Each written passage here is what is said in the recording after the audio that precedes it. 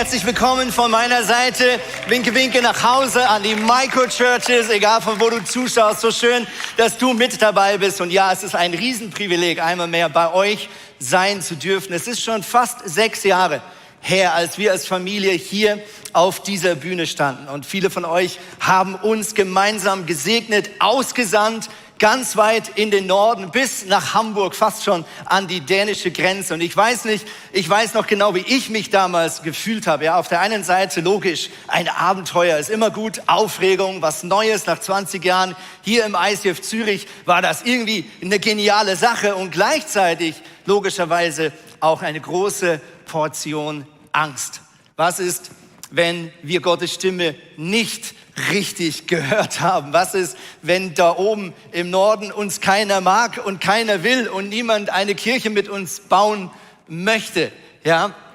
Und ich kann euch wirklich sagen, auf der einen Seite Aufregung, auf der anderen Seite Angst. Wir sind jetzt im 6. Jahr unterwegs als Kirche und ehrlich gesagt, ich habe immer noch genau die beiden Gefühle. Ja, auf der einen Seite habe ich sehr viel Respekt vor dem, was passiert. Auch Corona war für uns logischerweise nicht einfach. Auf der anderen Seite immer wieder so viele Momente, in denen Gott so offensichtlich handelt und treu ist und sein Wort hält und Wunder tut. Und deswegen alles, was in Hamburg geschieht, liebe Freunde hier in Zürich und alle, die online mit am Start sind, alles, was in Hamburg passiert, das ist unter anderem möglich, weil ihr für uns betet, weil ihr ein Vorbild seid. Hier in Zürich, auch durch online können wir immer wieder Mäuschen spielen, euch zuschauen, von euch lernen und eure Treue und eure Gebete und euer Bauen hier in Zürich und online ist für uns immer noch die wichtigste Ermutigung. Deswegen gebt euch und all euren wunderbaren Leiterinnen und Leitern einen maximalen Applaus heute Morgen. Come on!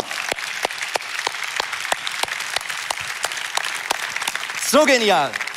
Das Thema, über was ich heute sprechen möchte mit euch, ist ein Leben, das sich lohnt. Ich glaube, jeder von uns wünscht sich doch zum Schluss zurückschauen zu können und zu sagen, mein Leben hat sich gelohnt. Und meine Frage ist ganz am Anfang, wer ist eigentlich verantwortlich für dein Leben?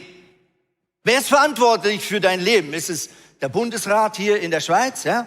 Oder der Bundeskanzler in Deutschland, ja? Ist es die Pastorin, der Pastor deiner Kirche? Ist es dein Group Leader für die in einer Small Group oder in einem Team mitarbeiten? Wer ist eigentlich verantwortlich für dein oder mein Leben? Ich bitte dich mal, kurz deine Kamera rauszuschauen. Du bekommst jetzt einen gratis Tipp heute Morgen von mir. Nimm mal deine Kamera raus, öffne deine App, geh auf Porträtmodus, du kannst es auch von zu Hause aus tun und ich zeige dir jetzt, wie du das perfekte Modelfotos machst, okay? Also zück mal euer Handy, schön vor dich hinhalten, damit du dich selber bewundern kannst. Bist du ready? Ja, ich warte noch ein bisschen. Ist wirklich jeder hier, nein, Spaß, sonst geht das ewig. Okay, ich zeige euch jetzt in 3 Schritten, wie du zum perfekten Modelfoto kommen kannst. Seid ihr ready? Also erstmal lächelst du, ohne deine Augenbrauen anzuheben. Achtung, jetzt erhebst du deine Augenbrauen und jetzt hörst du auf zu lächeln. Und jetzt machst du ein Foto, schnell. Und jetzt, meine Damen und Herren, hast du nicht nur ein perfektes Modelfoto, sondern du hast ein Foto von der Person, die für dein Leben verantwortlich ist. Applaus an dieser Stelle. Großartig. Was ist eigentlich ein erfolgreiches Leben? Ja, ich glaube, die Definition, wenn wir jetzt hier so ein bisschen rumfragen würden oder online, dann würden wir merken, die Definitionen sind ganz unterschiedlich. Der eine sagt, Erfolg, das ist für mich die Höhe meines Bankkontos. Jemand anders sagt, Erfolg, das ist für mich möglichst früh in Rente gehen und möglichst wenig gearbeitet zu haben bis dorthin. Ja, jemand anders sagt, Erfolg, das ist, wen ich kenne oder wer mich kennt. Also wie berühmt bin ich? Jemand anders sagt, nein, Erfolg, das sind die Anzahl Follower meiner Social-Media-Kanäle. Ja, jemand anders sagt vielleicht, Erfolg, das ist einfach schaffe, Häusle baue, ja, Frau und Kind und Garten und ein schönes Haus und dann bin ich glücklich. Ich möchte mit euch eine Definition von Erfolg anschauen, die ganz einfach ist. Ich glaube, wenn wir Jesus nachfolgen, dann ist Erfolg nichts anderes, als wenn er Gott folgt. Erfolg reich zu leben ist für mich, wenn ich zurückschauen kann eines Tages und sehen kann, dass Gott in seiner Präsenz und in seinem Charakter und mit seinem Segen und mit seinen Anliegen, die er für mein und dein Leben hat, ein Leben lang in meiner Nähe geblieben ist. Und ich möchte mit euch einen Mann anschauen, er heißt David. Die Bibel stellt ihn als einen erfolgreichen Mann nach dem Herzen Gottes vor. Er sagt über sein Leben genau das im Psalm 23. Er sagt, Gutes und Barmherzigkeit werden mir folgen mein Leben lang. Und ich werde bleiben im Haus des Herrn, also in der Gegenwart Gottes, immer da. Wer wünscht sich das nicht? Dass Gutes und Barmherzigkeit von Gott meinem Leben folgt ein Leben lang und dass mein Leben bleibt in der Gegenwart Gottes. Und ich möchte heute Morgen mit euch anschauen, wie können wir in 6 Schritten ein Leben leben, das sich lohnt. Und den Mann, den wir miteinander anschauen, ist der wunderbare David aus dem Alten Testament. Wer war David? David, ganz ehrlich, ist einer, mit dem ich mich so ein bisschen identifizieren kann, wenn ich schaue, wie so sein Leben begonnen hat. Wir lesen in der Bibel, erstens, er war der Jüngste in der Familie. Ja, ich war auch viele Jahre der Jüngste, bis ich nochmal eine Schwester bekommen habe, nachdem ich schon 8 Jahre alt war. Man sagt in der Bibel, dass er ein Kopf kleiner war und schmächtig von Gestalt.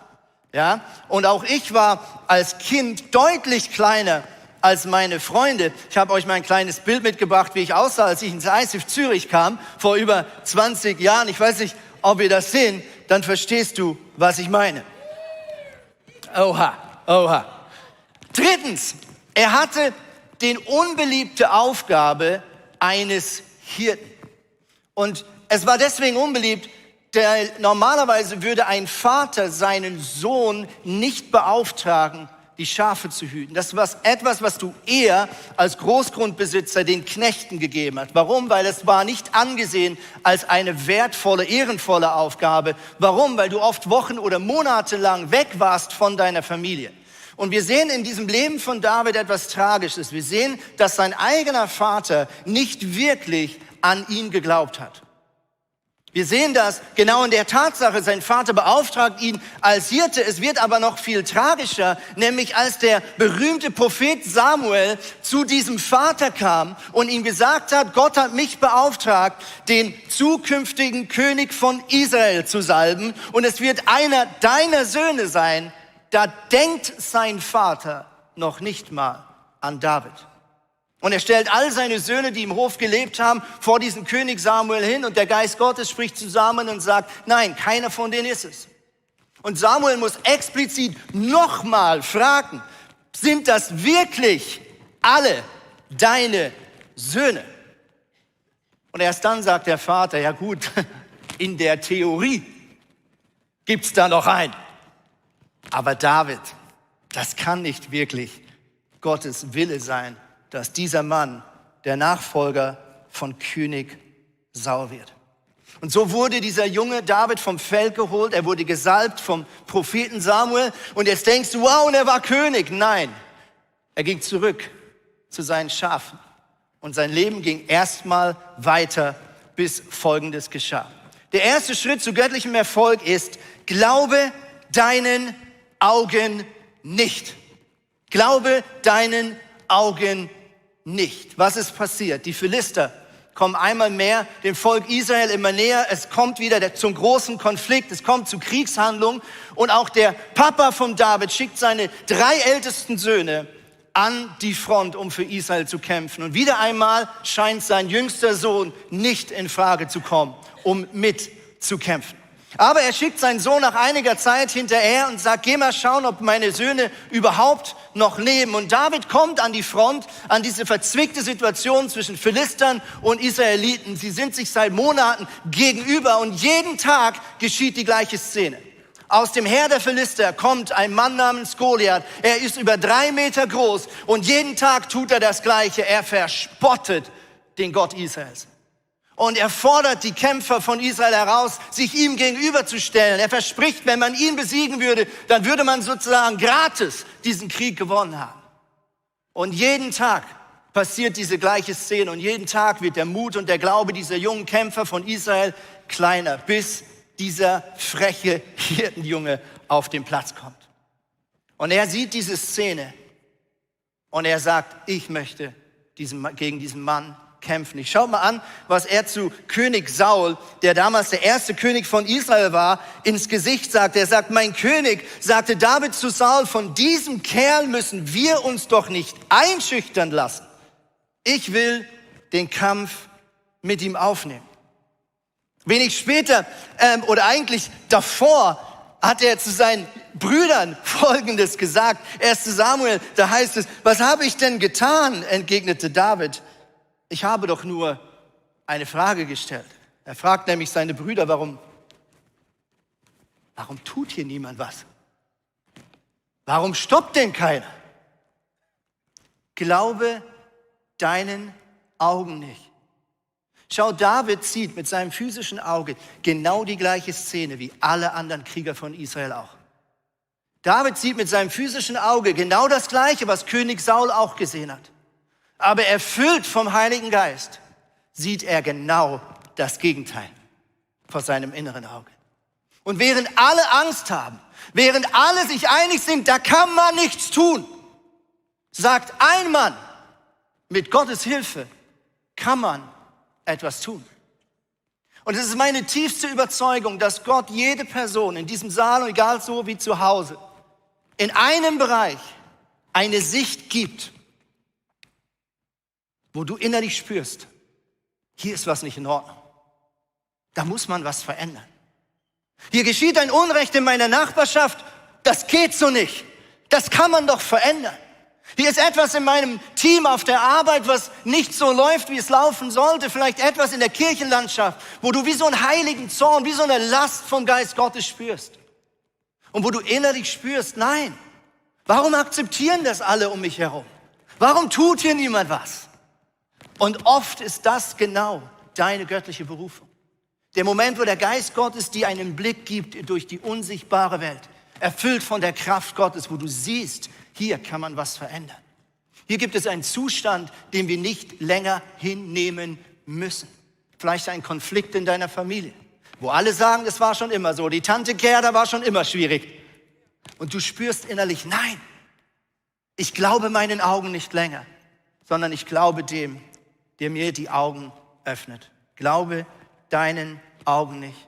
Das Zweite, wie wir ein Leben leben können, das sich lohnt, ist, Gott gebraucht dich so, wie du bist. Gott gebraucht dich so, wie du bist. Was passiert? Sie bringen diesen frechen David zum König Saul.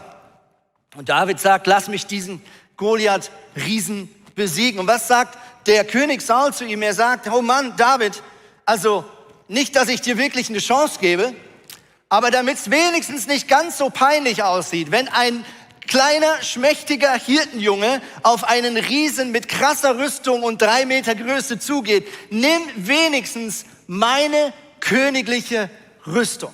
Und er zieht sie ihm eigenhändig an, heißt es. König Saul schenkt ihm oder überträgt ihm seine krasse Rüstung. Wir gehen sicher mal gut davon aus, dass das die schönste, stärkste Rüstung war, die das Volk Israel besaß zur damaligen Zeit. Es war noch ein junges Volk. Und sie ziehen David diese Rüstung an. Und David hat das alles an, Helm und so weiter und so fort. Und dann lesen wir folgende Szene. 1. Samuel 17, dann gab er David seine eigene Rüstung. Eigenhändig setzte er ihm den Helm aus Bronze auf und zog ihm den Brustpanzer an. Zuletzt schnallte David sich den Gürtel mit dem Schwert um. Und jetzt heißt es, mühsam versuchte er, einige Schritte mit dieser schweren Rüstung zu gehen, denn er hatte noch nie in seinem Leben eine Rüstung getragen. Und dann sagte er, das geht nicht. Ich kann mich ja kaum darin bewegen. Und er zog die Rüstung wieder aus. Ich liebe diesen Teil in der Geschichte. David ist jung, zu dünn, zu klein, kein Krieger. Und doch sagt er, nö, wenn es ein Wunder braucht, dann ist es ein Wunder. Und wenn Gott mich gebraucht, dann reiche ich Gott so, wie ich bin. Und ich brauche nicht die Metaphern dieser Welt. Ich brauche nicht die Dekoration meiner Gesellschaft und all die Dinge, die die Gesellschaft mir sagt, ich haben muss, um ein erfolgreiches Leben zu haben. Um erfolgreich zu sein in der Firma, in der Kirche oder wo auch immer Gott dich hinstellt. Nein, ich bestehe darauf, dass Gott mich so geschaffen hat, wie er mich geschaffen hat. Und dass er so ans Ziel kommt, wie er mich geschaffen hat. Das ist so krass. Und er zieht diese Rüstung wieder aus. Er verzichtet auf den Glamour, er verzichtet vielleicht auch auf die Bewunderung, die diesen Moment mit sich gebracht hätte, wenn er da in dieser krassen königlichen Rüstung des Königs auf Goliath zulaufen darf. Nein, er sagt, ich lasse mich so gebrauchen, wie Gott mich geschaffen hat. Und ich glaube, dass wir oft in der Gefahr sind, dass wir glauben, dass wir noch nicht bereit sind für das, was Gott mit uns vorhat. So viele sagen, ja, ich möchte mich Gott zur Verfügung stellen. Ja, ich möchte in meine Berufung hineinstehen, aber mir fehlen noch gewisse Eigenschaften. Mir fehlt die Ausbildung. Mir fehlt vielleicht gewisse Reife. Mir fehlt vielleicht gewissen Glaubenslevel. Vielleicht will ich erst meine Partnerin oder meinen Partner finden. Und wenn ich das geschafft habe, Gott, dann bin ich ready. Ich möchte heute eine Entmutigung in diesen Raum stellen. Ich glaube, wenn wir warten, bis wir bereit sind für das, was Gott mit uns vorhat, dann kann es sein, dass wir warten, bis der Himmel kommt. Kann sein. Es gibt so eine Redewendung unter Pastoren, wenn du hier vorne bist vor einer Celebration, vor einem Gottesdienst, dass Leute auf dich zukommen und sagen, hey, bist du ready für die Predigt? Bist du ready, um nach Hamburg zu gehen und Kirche zu gründen? Seid ihr ready? Und ich weiß dann immer nicht, was ich antworten soll. Weil ich fühle mich nie ready. Natürlich kann ich eine Rede halten über 30 Minuten oder 40. Aber dass Gott mich übernatürlich gebraucht heute, um zu euch zu sprechen, dafür bin ich doch nicht ready. Und ich glaube, dass wir aufhören müssen, darauf zu warten, dass wir ready sind. Du bist ready, wenn du dich so Gott zur Verfügung stellst, wie du bist. Ich habe letztens im Flugzeug gesessen und ich durfte das Bild nicht einblenden aus rechtlichen Gründen. Ich hatte so eine Kotztüte. Lecker. Sorry, ich hoffe, heute ist niemandem schlecht hier drin. Ich hatte so eine Kotztüte in der Hand und auf dieser Tüte stand sympathisch, ich wäre auch lieber eine Popcorn-Tüte. Ja, und manchmal wäre ich auch lieber anders und hätte mehr Eigenschaften von X oder von Y. Aber, okay, vergiss das Bild wieder. Es wird allen schlecht. Flugangst kommt hier im Saal auf. 3. Punkt. Vertraue dem, der hinter dir steht. Vertraue dem, der hinter dir steht. David geht auf diesen Goliath zu und er ruft ihm folgenden Satz ins Gesicht. David rief zurück, du trittst mir mit Schwert, Speer und Wurfspieß entgegen. Ich aber komme im Namen des Herrn, des Allmächtigen. Des Gottes des israelitischen Heeres, mein Gott, den du, by the way, verhöhnt hast. Und jetzt sagt er was? Heute wird der Herr dich besiegen. Er sagt nicht, heute mache ich dich platt. Heute werde ich dich fertig machen. Nein, er sagt, heute wird der Herr dich besiegen. Was für eine krasse Aussage. Schau, auf der einen Seite ist hier ein David, der unglaublich mutig ist. Und vielleicht wirkt das im ersten Moment arrogant, wenn dann so ein junger Hirtensohn an Hunderten von israelitischen Kriegern vorbeiläuft und sagt, ich mach das. Das wirkt arrogant, oder? Aber wenn wir diesen Satz anschauen, dann sehen wir, wie demütig der wirklich ist. Weil er sagt, heute wird der Herr dich besiegen, nicht ich, David. Heute wird der Herr dich besiegen. Es erinnert mich an eine berühmte Geschichte, die ein sehr guter Pastor in dieser Kirche schon sehr oft erzählt hat. Das ist die Geschichte vom kleinen Bär.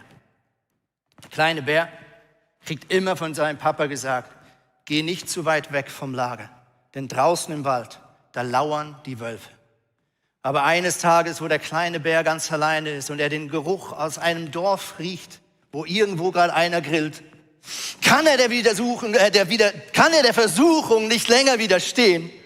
Und er macht sich auf den Weg und er entfernt sich von der Sicherheit seines Elternhauses und kaum ist er aus dem Wald draußen, da steht plötzlich vor ihm der böse Wolf. Der kleine Bär kommt Riesenangst und er weicht zurück, Schritt für Schritt. Und der Wolf kommt zähnefletschend immer näher und das Herz des kleinen Bärs, das pocht immer lauter. Er kann es fast nicht mehr anders, bis ihm irgendwann in seiner Verzweiflung einfällt, was sein Papa ihm gesagt hat, was er tun soll, wenn er in Not ist. Und er nimmt allen Mut zusammen und er hebt seine Bärentatzen und er macht Uah! Und zu seinem Erstaunen dreht sich der Wolf um und rennt davon. Und der kleine Bär denkt sich, yeah, I got the power. Und er macht einen Schritt zurück und plötzlich spürt er was Flauschiges hinter ihm. Und er guckt nach oben und sagt, hallo Papa. Vertraue dem, der hinter dir steht. Viertens, setze ein, was du hast. Setze ein, was du hast. David war Hirte, monatelang alleine. Ich vermute, ihm war manchmal schrecklich langweilig. Und er hatte eine Gabe von Gott bekommen. Eine Gabe, eigentlich zwei. Die eine Gabe war Musik, die hat er ernst genommen, die hat er gepflegt. Die zweite Gabe, die klingt jetzt ein bisschen banal. Er war gut im Steinschleudern. Das ist seine Original-Steinschleuder, die wir ausgegraben haben. David Zulauf ist extra nach Israel, hat sie ausgebuddelt. Und in all diesen Jahren als Hirte, vielleicht aus Langeweile, vielleicht weil er keine Lust hatte, die Fliegen vom Rücken der Schafe zu entfernen, hat er genau an dieser einen Gabe geschraubt und geübt und gemacht und getan. Und offensichtlich wusste David, ich muss diesem Goliath gar nicht allzu nahe kommen. Es ist egal, ob der zu groß ist, es ist egal, wie lang sein Schwert ist, es ist egal, wie schön seine Rüstung ist. Ich weiß, dass wenn Gott mich segnet, ich in der Lage bin, diesen einen Stein an seine Stirn zu werfen, dass dieser Mann zu Boden geht. Guck, diese Gabe wirkt doch so banal. Manchmal haben wir Fähigkeiten und wir bewerten sie menschlich. Und wir verstehen nicht, was eigentlich passiert, wenn wir unsere Fähigkeiten in die übernatürliche Hand Gottes legen. Was Gott dann tun kann. Mit deiner Gastfreundschaft, mit deiner Gabe, anderen Menschen zuzuhören. Mit deiner Gabe, vielleicht Menschen zu begleiten, die in finanzieller Not sind. Mit deiner Gabe, andere zum Lachen zu bringen oder zum Weinen. Vielleicht deine Gabe, Dinge gut zu organisieren. David hat gesagt, Gott, ich setze ein, was ich am besten kann. Und schaut ihr, das ist wie eine Spannung, die sich durch die ganze Bibel hindurchzieht. Dass Gott einerseits Menschen herausfordert, in Dinge hineinzustehen, die offensichtlich ihre Möglichkeiten übersteigen. Aber trotzdem sehr oft darauf besteht, die Fähigkeiten, die er irgendwann mal in deine DNA hineingekippt hat, durchaus zu gebrauchen. Durchaus zu gebrauchen. Und er sagte zu Mose bei der Berufung, was ist in deiner Hand? Ein Hirtenstab, auch ein Hirte. Und Gott sagte, setz ihn ein. Und er sagt zu David, was ist in deiner Hand? Und David sagt, naja, eine Schleuder. Und er sagt, wie wäre es, wenn du diese Fähigkeit für mich einsetzt? Setze sie ein. Das heißt, stattdessen nahm er einen Hirtenstock und seine Steinschleuder, holte 5 flache Kieselsteine aus einem Bach und steckte sie in seine Hirtentasche. Mit Stock und Schleuder in der Hand schritt er auf den Riesen zu. 5. Punkt. Setze Integrität über Erfolg. Setze Integrität über deinen Erfolg. Wer die Geschichte von David gut kennt, der weiß, nachdem er hier als großer Kriegsheld gefeiert wird und dieser Goliath besiegt war, wird sein Leben nicht einfacher, sondern massiv schwerer. Obwohl er von Gott eingesetzt wurde als König, obwohl der Prophet Samuel ihn gesalbt hat, hat sein Vorgänger Saul ihm den Weg nicht räumen wollen. Im Gegenteil, David wurde von König Saul misshandelt, hintergangen, belogen. David, man geht davon aus, musste fast 30 Jahre warten zwischen dem Moment seiner Berufung bis zu dem Moment, wo er König von Israel wurde. Dazwischen war er auf der Flucht, ist mehrere Male fast gestorben. Mehrere Male hat König Saul unter Tränen ihm versprochen, dass er von ihm ablässt, dass er ihn in Ruhe lässt. Und nur später wurde wieder König Saul rückfällig und er fiel ihm wieder in den Rücken und er verfolgte ihn erneut und er versuchte ihn zu töten. Und David hatte mehrmals die Möglichkeit, mit einem kleinen Kompromiss seiner Berufung von Gott nachzuhelfen. Das eine Mal stand er Saul direkt gegenüber in einer Höhle. Das Schwert in der Hand. Seine Freunde sagen, mach es. Diese Situation hat doch Gott kreiert. Ich meine, das ist doch auf dem Silbertablett. David, du musst nur eine Sache machen und du bist König. Deine göttliche Berufung. Und David sagte, nein. Er ist von Gott eingesetzt. Deswegen werde ich keinen Kompromiss machen. Wenn Gott sagt, dass ich König von Israel bin, dann ist es seine Sache, mich zum König von Israel zu machen. Ich werde nicht mit menschlichen und unethischen Kompromissen nachhelfen. Und ich glaube, es ist eine der größten Spannungen. Wir alle spüren, was wir wollen und wo vielleicht Gott uns auch hineinruft. Und doch wieder stehen wir an so Kreuzungen,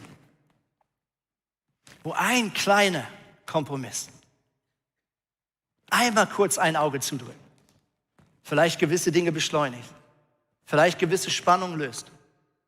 Aber du spürst in dir drin, dass der Heilige Geist sagt, nein.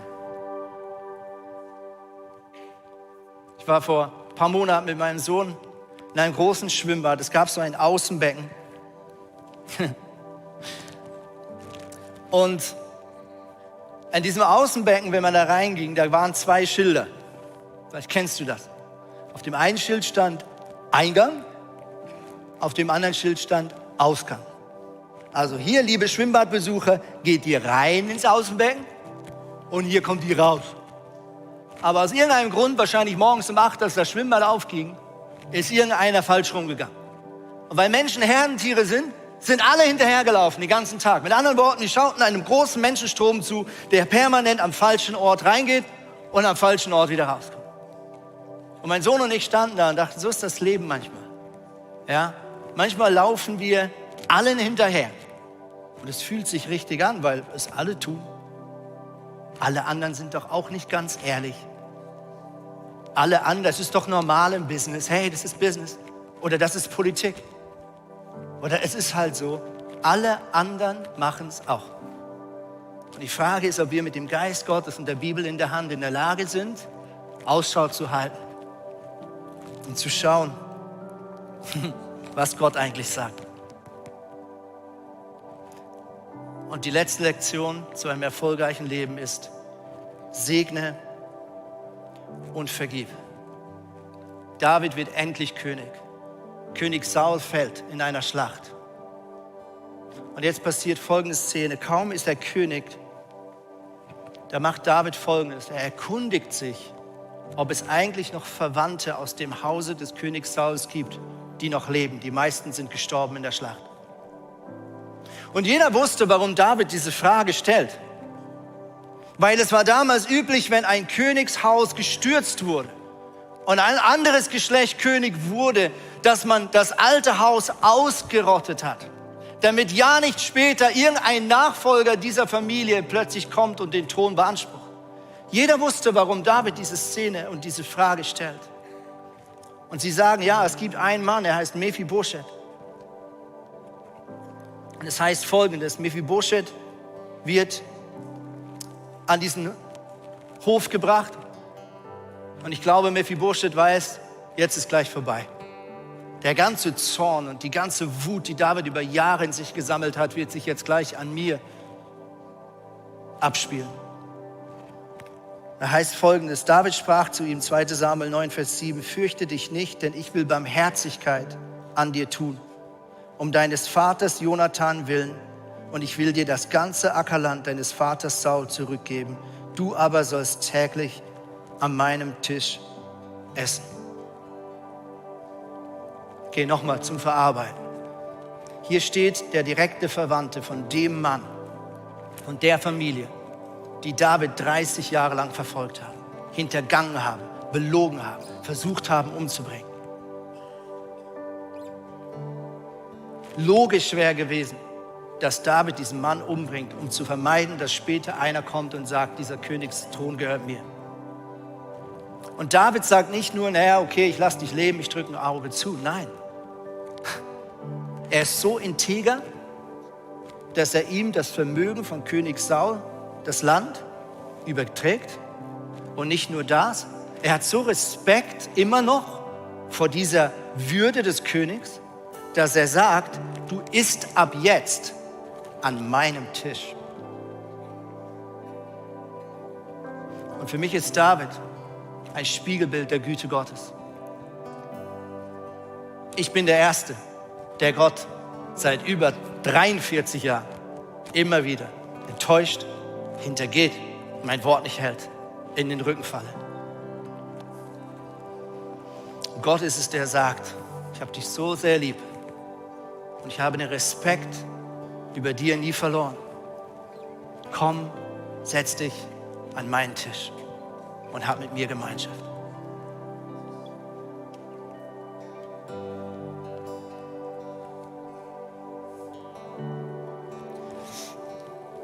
Was ist göttlicher Erfolg? Wenn er folgt. Wenn Gott in unserer Nähe ist und wenn wir seine Nähe suchen. Ich saß am Freitag in einem wunderbaren ICE von Hamburg bis nach hier. Er war pünktlich. Gott tut heute noch Wunder.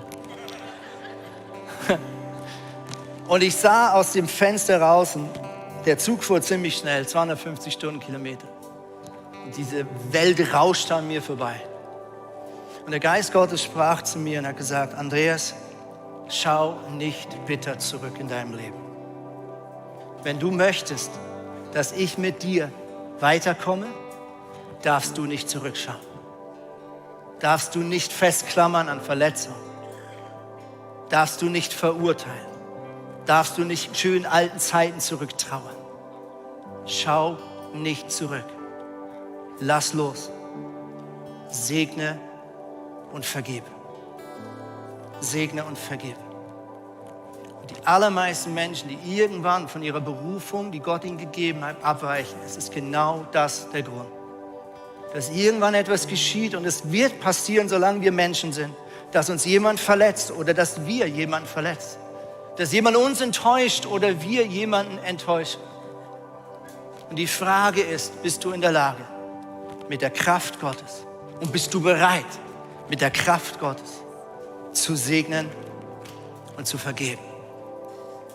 Immer und immer wieder. Egal, ob es weh tut. Egal, ob es fair ist. Und bleibst du integer, wie du mit Menschen umgehst, oder lässt du dich hinreißen zu Kompromissen und falschen Abkürzungen? Ich möchte jetzt Folgendes tun. Ich möchte, dass wir einmal diese Liste, diese 6 Punkte hinter einblenden. Und vielleicht kannst du, egal ob von zu Hause oder hier im Saal, so eine Minute dir Zeit nehmen, während die Band ein bisschen spielt. Einfach den Geist Gottes jetzt fragst, welcher dieser 6 Punkte ist der dir heute gerade wichtig ist? Was ist das, was jetzt dein Herz bewegt, Geist Gottes?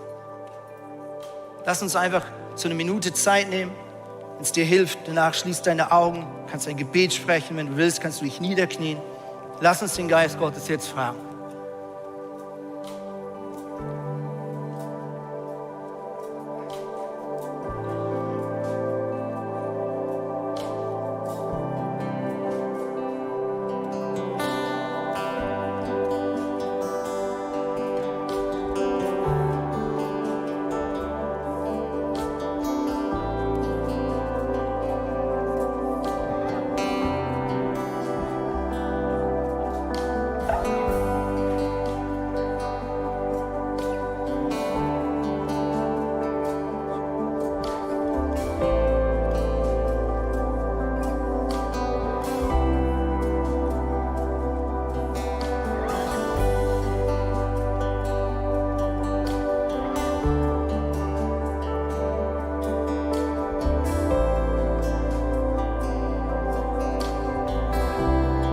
Ich hoffe, dass die Predigt zu dir gesprochen hat und du mega viel mitnehmen kannst für deinen Alltag, damit wir am Herzen von Jesus jeden Tag einfach so nahe sind und mega viele coole Dinge mit Jesus erleben werden.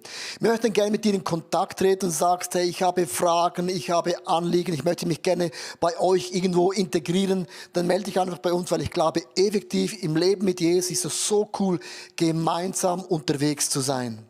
Ja, unsere Leidenschaft ist es, dass wir Menschen positiv aufblühen sehen durch die Kraft von Jesus Christus und sehen, wie sie auch ihr Umfeld verändern. Und wir laden dich von Herzen ein, Teil von dieser Vision zu sein. Wir haben Hunderte von Mitarbeitern, Menschen, die unsere Kirche unterstützen mit Gaben, Fähigkeiten und auch mit unseren Finanzen. Und ich danke dir von ganzem Herzen, wenn du ein Teil von dieser Vision bist, auch mit deinen Finanzen. Ja, abonniere doch unseren Kanal, damit du immer den neuesten Content bekommst und informiert bist, was Gott alles macht durch unsere Church. Und es würde uns mega, mega freuen. Also bis zum nächsten Mal. Gott bless you und ciao zusammen.